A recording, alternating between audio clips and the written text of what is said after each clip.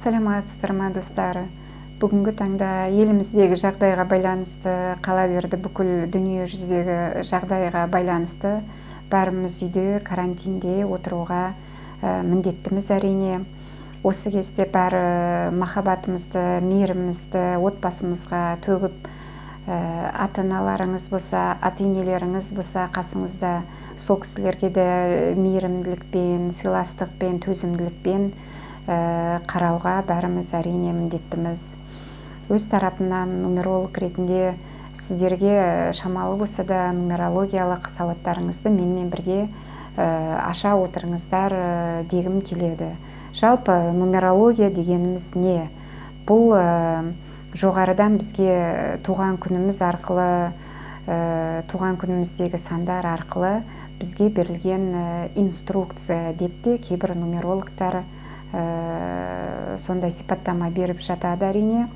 Сонымен қатар қандай да бір бейтаныс адамдар болса, сол адам жайлы жылдам әрі қарапайым түрде информация алу болып есептелінеді. Көбінесе кішірек балаларыңыз болса, сол балаңыздың туған күніндегі сандарды талдау арқылы ол баланың қандай спортқа бейімі бар, әлде оның әншілік қабілеті бар ма, актерлық қабілеті бар ма, не болмаса ол гуманитарлық бағытта дамығаны дұрыс па, техникалық бағытта дамып соны таңдағаны дұрыс па, соның бәрін осы нумерологиялық талдау жасау арқылы есептеп біле аламыз.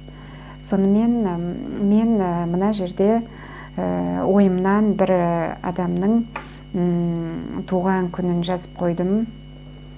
Бұл жерде туған күнін жазбас бұрын ең бірінші аты жөнін жазамыз, содан ары туған күндегі сандарды рет-ретімен жазып, олардың бәрін бір-біріне қосамыз. Мына мысалда 6 сентябрь 1973 жылғы адам. Бұл жердегі сандардың бәрінің қосындысы 35 шығады. Нумерологиялық талдау жасау үшін бізге 5 рабочий сан қажет. Мына жердегі 35 деген санымыз біздің ең бірінші рабочий сан, жұмыс санымыз болып табылады. Екінші жұмыс санымыз осы 3 қосу 5, соның қосындысы 8. Бұл біздің екінші жұмыс санымыз болып есептелінеді. Ал үшінші жұмыс санын табу үшін бізге туған күніміздегі санды 2-ге көбейту қажет. 2 дегеніміз бұл өзгермейтін сан, константа деп аталады. 0 көбейтілмейді, 0 жоқ деген сан, 0 есептелінбейтін болғандықтан біз 6 деген санды 2-ге көбейтеміз. Сонымен бұл жерде 12 шығады, ал бірінші жұмыс санынан мына 35-тен 12-ні азайтамыз, сонда 23 шығады. Бұл біздің үшінші жұмыс санымыз болып есептелінеді. Төртінші жұмыс санымыз 5, 2 қосу 3, 5 сан шығады.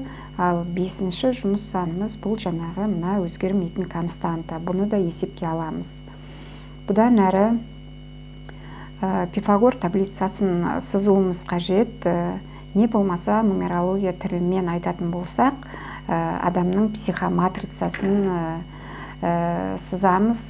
Осы квадраттарға мына жердегі бар сандардың бәрін есептеп, әрқайсысын рет-ретімен өзінің орнына жазамыз. Егер бір сан, қандай да бір сан жоқ болса, онда ол санның орнына, мына мысалда 4 деген сан жоқ, бұл жерде біз сызықша қоямыз. Өстіп бәрін реттеп жинап аламыз. Енді қысқаша мен сіздерге осы әр санның сипаттамасын айтып берейін. 1 деген сан бұл адамның ішкі энергиясы, сөйлеу қабілеті, сөйлеу арқылы өз ойын қалай жеткізуі. Не болмаса адамның характеристикасы, мінезі сол үшін жауап береді. 2 деген сан бұл энергия, физикалық энергия көзі, не болмаса адамның биополисі деп те аталады. 3 деген сан бұл адамның ғылымға бейімділігі, не болмаса ғылым білімге бейімділігі дейміз, не болмаса білім алып, сол білімді қалай қабылдап, әрі қарай дамыту қабілеті, сол үшін жауап беретін сан. 4 деген сан бұл денсаулық үшін жауап беретін сан. Сонымен қатар адамның қоғамдағы өзін алатын орны, қоғамда қалай өзін көрсете білуі, соған жауап береді. 5 деген сан бұл логика, интуиция дейміз. 6 деген сан бұл отбасылық санның бірі болып есептелінеді. Сонымен қатар еңбекке қабілетін көрсетеді адамның. 7 деген сан удача, везение дейміз. 8 деген сан бұл отбасылық санның бірі болып есептелінеді. Онда жауапкершілік, адамның мейірімділігі, шыдамдылығы соған жауап беретін сан. Ал 9 деген сан бұл ум, память дейміз. Адамның есте сақтау қабілеті қаншалықты екендігін бізге көрсететін сан болып табылады. Сонымен бұл сандардың бәрі бізге табиғатымыздан, бізге туғанымыздан берілген қабілет болып табылады. Енді бұл неге керек, не үшін қажет деген сұрақ туындайды ғой.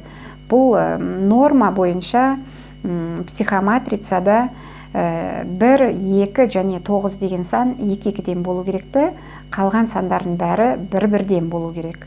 Егер де бұл нормадан көп болса, не болмаса жоқ болса, бұл біздің табиғатынан бізге онша дамымаған, біздің көңіл бөлетін моменттарымыз болып табылады. Соны ескеруіміз қажет. Егер нормадан көп болатын болса, онда бұл да біздің көңіл бөліп, сонымен жұмыс жасайтын тұсымыз болып табылады. Мысалы, 1 деген сан көп деп есептелінейік. Нормада 1-2 болып табылады.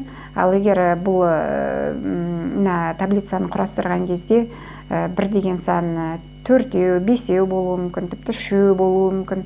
Ол уже нормадан көп, сондықтан бұл біздің күшіміз. Біздің күшіміз осы 1 деген санда тұрған. Біздің сөйлеу қабілетімізде, не болмаса ол адамның ораторлық қабілеті, оның ойын жеткізу қабілеті жоғары дәрежеде екендігін көрсетеді. Тиісінше, егер өмірде біз осы тұсымызды дамытып, таңдаған мамандығымыз осы бағытқа қарай бейімделетін болса, онда біз осы қоғамда да, өзімізді де және осы қоғамға да бізден келетін пайданың көп екендігін көретін едік. Өзіміз осыны дамыту арқылы жақсы жетістіктерге жететін едік. Ал егер мына мысалда 4 деген сан жоқ болып тұр. Бұл сан жоқ болса, ол 4 денсаулық үшін жауап береді дедік. Ол адамның денсаулығы жоқ дегенді білдірмейді. Бұл адамның денсаулығының шамалы аздау, әлсіздеу екендігін, оған көңіл бөліп, мысалы тамақ жейтін болса, ашты, жареный, жирный дейміз ғой, соларды шамалы азырақ жеп, не болмаса мына вредные привычки дейміз ғой, солардан аулақ болу қажет екендігін көрсетеді. Міндетті түрде бұл адамда түнгі ұйқы дұрыс болу қажет, сөйтіп өзін дамытып, денсаулығын жақсы дәрежеде ұстап, өзінің өміріне ешқандай қауіп төндірмейтін екендігін бізге көрсетіп тұрғандай, типа как подсказка сияқты пайдаланамыз ғой өмірімізге. Бұл сол. Енді сонымен қатар мына көрсетілген мысал, бұл 2000 жылға дейінгі адамдардың нумерологиялық талдау жасау реті. Бұл жерде константа 2 болды бізде. Ал мен сонымен қатар мына 2000 жылғы және одан жоғары туған адамдардың нумерологиялық талдау қалай жасалады екен, соны да жазып қойдым. Бұнда көретін болсақ, шамалы өзгешелігі бар. Бұл өзгешелік жаңағы бірінші мысалдағыдай бәрін бір-біріне қосамыз да, шыққан санға 19 деген санды қосамыз. Бұл 19 деген сан бұл бөлінбейтін, өзгермейтін сан, бұл константа деп есептелінеді. Мына жерде біздің мына 13 май 2001 жылы туған адамда 12 деген сан шығады екен. Осы 12-ке 19-ды қосамыз, одан 31 шығады. Бұдан әрі есептеу, мына талдаудың бәрі бірінші мысалдағыдай, мына 19 деген санда біздің жұмыс санымыз болып есептелінеді. Бұл да мына матрицаға енгізілетін сандардың бірі болып табылады. Сонымен жалпы сипаттама осы. Нумерология жайлы түсінік шамалы болса да сіздерге жеткіздім-ау деп ойлаймын.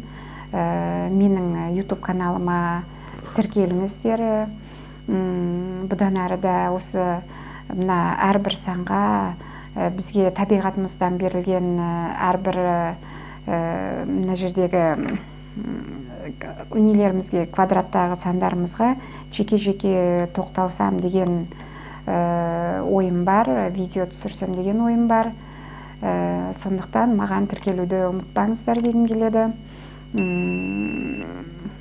Халқымыз аман болсын, отанымыз тыныш болсын, сау болыңыздар.